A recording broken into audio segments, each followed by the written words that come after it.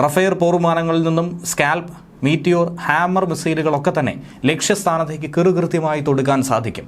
ഇവ തന്നെയായിരിക്കും, ഈ പോർമുനകൾ തന്നെയായിരിക്കും പാകിസ്ഥാന് മറുപടി നൽകുന്നത്.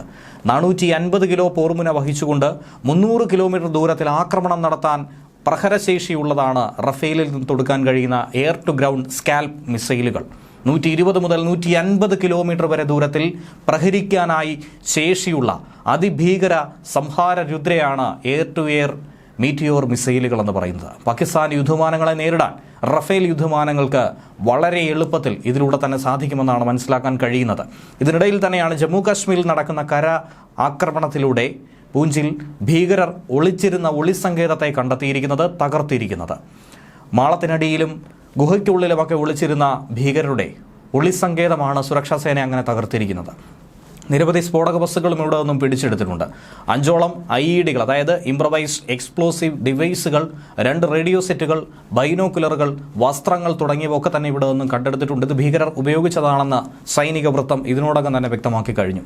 തിങ്കളാഴ്ച പൂഞ്ചിലെ സുരാൻകോട്ടിൽ കരസേനാ ഉദ്യോഗസ്ഥരും ജമ്മുകശ്മീർ പോലീസും സംയുക്തമായി നടത്തിയ നടപടിയിലൂടെ ഭീകരരുടെ ഒളിസങ്കേതം കൃത്യമായി കണ്ടെത്തി തകർത്ത് മുന്നോട്ട് മുന്നേറാനായി സാധിച്ചു. കശ്മീർ IG VK ബിർദി വിളിച്ചു ചേർത്ത സംയുക്ത സുരക്ഷാ അവലോകന യോഗം നടന്ന് തൊട്ട് പിറ്റേ ദിവസം തന്നെ ഭീകരരുടെ ഒളിത്താവളം തകർക്കാനായി ഇന്ത്യക്ക് സാധിച്ചു. ഇന്ത്യൻ സൈന്യത്തിന് കഴിഞ്ഞു എന്നുള്ളതാണ് ഏറ്റവും ശ്രദ്ധേയമായ നടപടി. പോലീസ്, സൈന്യം, ഇന്റലിജൻസ് ഏജൻസികൾ, CRPF തുടങ്ങി വിവിധ വിഭാഗങ്ങളിൽ നിന്നുള്ള ഉദ്യോഗസ്ഥരാണ് യോഗത്തിൽ പങ്കെടുത്തത്.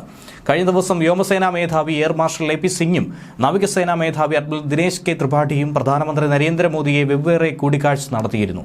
അതിലൂടെ കര, വ്യോമ, നാവികസേനകൾ എങ്ങനെയായിരിക്കും പ്രവർത്തിക്കുക എന്ന കാര്യത്തിൽ ഒരു ഏകോപനം, അത് എങ്ങനെ മുന്നോട്ട് കൊണ്ടുപോകണമെന്നും എങ്ങനെ തിരിച്ചടിക്കാൻ കഴിയുമെന്നും എന്തായിരിക്കും അതിൻ്റെ പ്രഹരശേഷിയെന്നും ഒക്കെ തന്നെ ഈ കൂടിക്കാഴ്ചയിലൂടെ പ്രധാനമന്ത്രി വിലയിരുത്തിയിരുന്നു.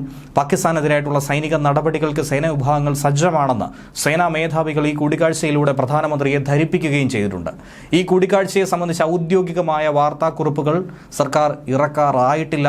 തിരിച്ചടിക്ക് ശേഷമായിരിക്കും അതേക്കുറിച്ചുള്ള സൂചനകളെന്നും ഈ സമയത്ത് വ്യക്തമാകുന്നുണ്ട്.